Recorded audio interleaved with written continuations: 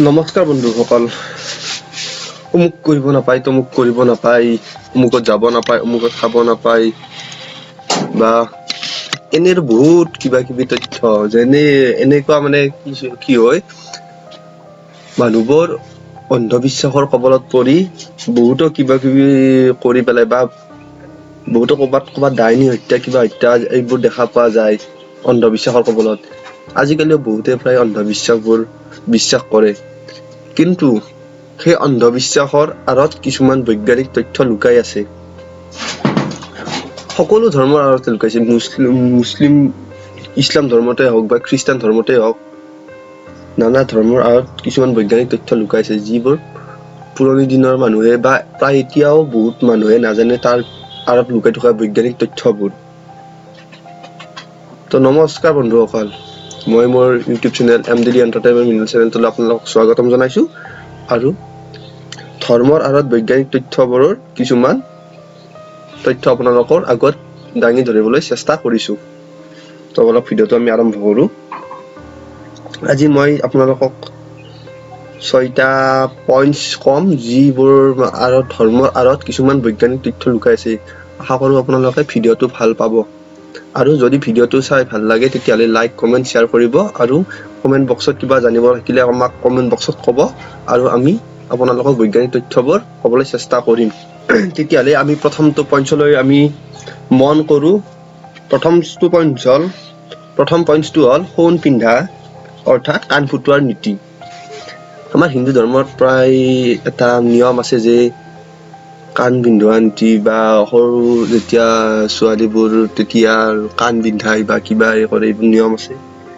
কিছুমান ল'ৰাকো পিন্ধায়, কিন্তু সেইটো এটা নিয়ম বুলি ভাবে, কিন্তু আচলতে সেইটো এটা নিয়ম হয় যদিও তাত কিছুমান বৈজ্ঞানিক তথ্য লুকাই আছে। আমি জানো যে আমাৰ শৰীৰত বহুত সৰু সৰু ৰক্তবাহী নলিকা থাকে। এই ৰক্তবাহী নলিকা একদম ভৰিৰ আঙুলিৰ পৰাই একেবাৰে মূৰৰ ওপৰলৈ বহু সৰু সৰু একদম ৰক্ত নলিকা থাকে, আৰু সেই ৰক্ত নলিকাৰ মাজেৰে তেজৰ সোঁত আহে। যেতিয়া আমি কাণ পিন্ধাও বা কাণ ফুটাও, এই কাণ ফুটালে ইয়াত সৰু সৰু ৰক্তবাহী নলিকা থাকে।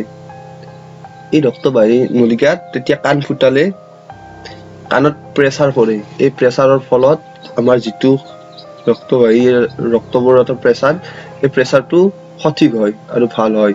ভাল হোৱাৰ ফলত এইবোৰ এই তেজৰ সোঁতটো একদম একেবাৰে মূৰলৈ অহা যোৱা ভালদৰে কৰে, আৰু ভাৱ শক্তি যে আছে আমাৰ মনত, যিটো ভাৱ শক্তি, এই ভাৱ শক্তিটো ঠিকে থাকে বা ভালে থাকে। এইটোৱে হ'ল কাণ ফুটোৱাৰ নীতি, বা তাৰ আঁৰত লুকাই থকা বৈজ্ঞানিক তথ্য। বন্ধুসকল, আমি তেতিয়াহ'লে দ্বিতীয় পইণ্টটোলৈ আমি আগবাঢ়ো। দ্বিতীয় পইণ্টটো হ'ল, আমি লঘোণে কিয় থাকোঁ। ইয়াৰ আঁৰত এটা বৈজ্ঞানিক তথ্য আছে। আমাৰ যেতিয়া পূজা পাৰ্বণ বা কিবা অনুষ্ঠান আৰম্ভ হয়, তেতিয়াহ'লে আমি আগদিনাখন আমি লঘোণে থাকোঁ, কাৰণ লঘোণে থাকিলে আমাৰ পাচন শক্তিটো ভাল হয়, বা পাচন শক্তিটো বেছিকৈ সক্ৰিয় হয়, যাৰ ফলত আমাৰ হজম শক্তি বাঢ়ে, বা আৰু পেটত বা কিবা বীজাণু থাকিলে সেইদিনাখন লঘোণে থকাৰ ফলত তাৰ বীজাণুবোৰ ধ্বংস হয়। সেইটো হ'ল আমি লঘোণে কিয় থাকোঁ। 3 নম্বৰ পইণ্টত আছে, আমি হোম যজ্ঞ কিয় পাতোঁ। আপোনালোকে নিশ্চয় মন কৰে, আমাৰ কিবা অনুষ্ঠান পাৰ্বণ হ'লে বা আমাক হোম যজ্ঞ কৰিব কয়। হোম যজ্ঞ কৰিলেনো কি হয়? আপোনালোকে নিশ্চয় মন কৰিব, হোম যজ্ঞ অনুষ্ঠান কৰিলে তাত বহুত প্ৰাকৃতিক বনৌষধ বা প্ৰাকৃতিক বস্তুবোৰ থাকে, যেনে কৰ্পূৰ, তেল, চেনি আদিবোৰ থাকে। এইবোৰ যেতিয়া হোমৰ জুইত সেইবোৰ ঢালি দিয়ে, বা ঘি ঢালি দিয়ে, বা অন্য কিবা কিবি ঢালি দিয়ে, তেতিয়া তাৰ পৰা এটা ধোঁৱা ওলাই, যিটো ধোঁৱা আমাৰ ঘৰৰ ভিতৰত প্ৰৱেশ কৰিলে তাত ঘৰৰ ভিতৰত বিভিন্ন নানান প্ৰকাৰৰ বীজাণু বা বেক্টেৰিয়াবোৰ ধ্বংস হোৱাৰ লগতে তাত পঁইতাচোৰা, বহুতো কীট পতংগবোৰ নাশ হয়, আৰু সেয়ে আমি হোম যজ্ঞ পাতোঁ। এইটোৱে হ'ল আমাৰ হোমযজ্ঞ কিয় পাতো। ঘৰৰ মানুহেতো আপোনালোকক কয় উত্তৰ বা দক্ষিণ দিশত মূৰ কৰি শুব নাপায়, ভূতে ধৰিব, নানান বিঘিনি আহিব বা সপোন দেখিব, বা কিছুমানৰ মতে জক্কাই ধৰে, বা জক্কা বোলে এটা বস্তু আছে, জক্কা ধৰে বোলে, সেইটো কি বস্তু এতিয়ালৈ মই নাজানো। কিন্তু আমাৰ এটা এই নিয়মটোৰ ওপৰত এটা আমাৰ বৈজ্ঞানিক তথ্য লুকাই আছে। সেইটো হ'ল আপোনালোকে জানে যে চুম্বক এডাল সদায় উত্তৰৰ পৰা দক্ষিণ দিশত মূৰ কৰি থাকে, উত্তৰ দক্ষিণ দিশত মূৰ কৰি থাকে। আমাৰ গোটেইখন পৃথিৱীৰ এটা মেগনেটিক ফিল্ড এটা আছে। আনকি জীৱ জন্তুৰ পৰা মানুহৰ শৰীৰতো এই মেগনেটিক ফিল্ড দেখা যায় বুলি বৈজ্ঞানিকসকলে প্ৰমাণ কৰিছে। আৰু এই মেগনেটিক ফিল্ডৰ পৰা সৰু সৰু কিছুমান তৰংগ উৎপন্ন হয়। যদি আপোনালোকে বিজ্ঞান পঢ়িছে তেতিয়াহ'লে আপোনালোকে ফিজিক্সৰ প্ৰেক্টিকেলত আপোনালোকে নিশ্চয় কৰিছে যে এডাল চুম্বক থাকে, এই চুম্বকডালৰ সৰু সৰু মেগনেটিক ফিল্ড কিছুমান থাকে, এনেকৈ পাক বাঢ়ি থাকে, দুই থাকে চিষ্টেম। আৰু তেতিয়া মই যিহেতু চাইন্সৰ ষ্টুডেন্ট হিচাপে মোৰো অলপ কিছুমান জ্ঞান আছে বা এইবোৰ অলপ জানো বা কৰি পাইছো। আপোনালোকে যদি চাইন্সৰ ষ্টুডেন্ট তেতিয়াহ'লে মই গম পাইছে সেইদৰে মানুহৰ শৰীৰতো থাকে কিছুমান। যেতিয়া আমি উত্তৰ বা দক্ষিণ দিশত শুওঁ তেতিয়া আমাৰ শৰীৰত মেগনেটিক ফিল্ডবোৰ বেছি সক্ৰিয় হৈ পৰে পৃথিৱীৰ মেগনেটিক ফিল্ডৰ লগত যেতিয়া আকৰ্ষণ হয়। আমাৰ শৰীৰত তেজত আইৰণ থাকে বা লোহিত ৰক্ত কণিকা থাকে, যিবোৰ মেগনেটিক ফিল্ডৰ কাৰণে বেছি সক্ৰিয়। সেই আইৰণবোৰ যেতিয়া আমাৰ পৃথিৱীৰ মেগনেটিক ফিল্ডৰ লগত সংস্পৰ্শত আহে তেতিয়া আমাৰ নাৰ্ভৰ পৰা বা ৰক্তবাহিনীৰ পৰা সৰু সৰু নাৰ্ভৰ পৰা এইবোৰ আইৰণবোৰ আহি আমাৰ মাথাত গোট খায় বা মাথাত জমা হ'বলৈ ধৰে। তেতিয়াহ'লে আমাৰ কি হয়, আমাৰ পিছদিনা ৰাতিপুৱা উঠিলে মূৰৰ বিষ বা মূৰ ঘূৰণি বা ব্লাড প্ৰেছাৰ বা বহুত কিবা কিবি বেমাৰে দেখা দিয়ে। আপোনালোকে মন কৰিবচোন কেতিয়াবা উত্তৰ দক্ষিণ মুৱা হৈ শুই উঠিলে বেছি ভাগৰ ৰাতিপুৱা মাথাৰ বিষ উঠে বা মূৰৰ বিষ হয়।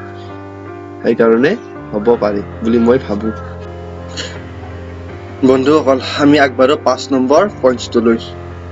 5 নম্বৰ পইণ্টটোত আছে আমি নদীত কেতিয়াবা মুদ্ৰা কিয় পেলাই দিওঁ। আমাৰ পুৰণি এটা ৰীতি নীতি বা নিয়ম এটা আছে যে ককা আইতাহঁতে কেতিয়াবা নদীত গ'লে তেতিয়া এটকীয়া বা দুটকীয়া মুদ্ৰা পেলাই দিয়ে। ইয়াৰ আৰু এটা বৈজ্ঞানিক তথ্য লুকাই আছে। এই বৈজ্ঞানিক তথ্যটো এনে ধৰণৰ যে আগৰ দিনৰ বেছিভাগ মুদ্ৰা আছিল কপাৰ বা তামেৰে গঠিত। আমাৰ শৰীৰত তামৰ প্ৰয়োজন বা এনেকুৱা বহুত খনিজ পদাৰ্থৰ প্ৰয়োজন আপোনালোকে জানে, সেয়ে আমি তাম্ৰ পাত্ৰত পানী খাওঁ বা খাব লাগে বুলি কয়। আৰু আগৰ দিনৰ ধাতু বা মুদ্ৰাবোৰ যিহেতু কপাৰ ধাতুৰে গঠিত বা তামৰ ধাতুৰে গঠিত, সেয়ে কৰবালৈ গ'লে বৃহৎ বা সৰু বৰ নৈত সেই মুদ্ৰাবোৰ পেলাই দিছিল, যাতে আমাৰ শৰীৰত প্ৰয়োজনীয় কপাৰ বা তামবোৰ সেই পানীবোৰ খালে পূৰণ হয় বা খনিজ পদাৰ্থসমূহৰ প্ৰয়োজন পূৰণ হয়।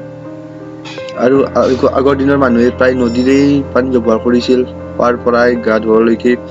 আজিকালিহে দমকল বা অন্য কিবা কিবি আহি গ'ল, সেয়েহে এতিয়াও সেই নীতিটো চলি আছে।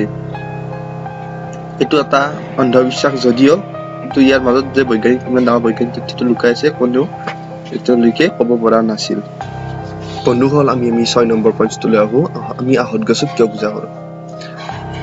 আগৰ দিনৰ মানুহ বা এতিয়াৰ দিনৰ মানুহে বহুতে চাবচোন, কোনোবা থান বা মন্দিৰলৈ গ'লে বৃহৎ পৰিমাণে এডাল আহঁত গছ থাকে। এই আহঁত গছৰ চাৰিওফালে পকা কৰি বহিবলৈ আমাক সুবিধা কৰি দিয়ে, বা সেই আহঁত গছজোপাৰ তলত চাকি বন্তি আদিবোৰ জ্বলাই বা ৰঙা ৰঙা কাপোৰো মেৰিয়াই থয়। আহঁত গছ এনেকুৱা এজোপা উদ্ভিদ যিয়ে ৰাতিও অক্সিজেন দিয়াৰ লগতে বৃহৎ পৰিমাণৰ অক্সিজেন আমাক যোগান ধৰে। আৰু সেয়েহে আগৰ দিনৰ পণ্ডিত বা ঋষিমুনিসকলে এই কথাটো জানিছিল বাবে তেওঁলোকে এটা ধৰ্ম উলিয়াইছিল যে আহঁত গছক সেৱা কৰিব লাগে, নহ'লে অপায় বা অমংগল হয়।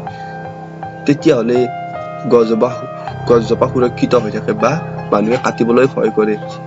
আপোনালোকে মন কৰিবচোন, থানৰ প্ৰায়বোৰ থানতেই আহঁত গছ দেখা পোৱা যায় বা বট গছ দেখা পোৱা যায়। সেইবোৰ ডাল বা পাত কাটিবলৈও ভয় কৰে, কাৰণ তাত কাটিলে সপোন দেখা পাব বুলি কয়। কিন্তু সেইবোৰ একো নহয়, তাত এটা বৈজ্ঞানিক তথ্য লুকাইছে। সেইটোৱে হ'ল যে আমাৰ প্ৰয়োজনীয় অক্সিজেন ভাগখিনি এটা সময়ত নোহোৱা হৈ যাব পাৰে বা কমি যাব পাৰে, আৰু গছ বনবোৰ কাটিলে জীৱ-জন্তু বা চৰাই-চিৰিকটিৰ আশ্ৰয়স্থল কমি যাব। সেয়েহে আমি আহঁত গছ কাটিব নালাগে, আৰু সেইকাৰণে আমাক এটা নিয়ম উলিয়াই দিছে যে আহঁত গছ বা বট গছক পূজা কৰিব লাগে। তেতিয়াহ'লে বন্ধুসকল, এইখিনিয়ে আজিৰ তথ্য। যদি আপোনালোকক আৰু কিবা তথ্য লাগে তেতিয়াহ'লে মোক কমেণ্ট কৰি জনাই দিব কমেণ্ট বক্সত। মই আৰু আপোনালোকক তথ্যবোৰ যোগান ধৰিবলৈ চেষ্টা কৰিম।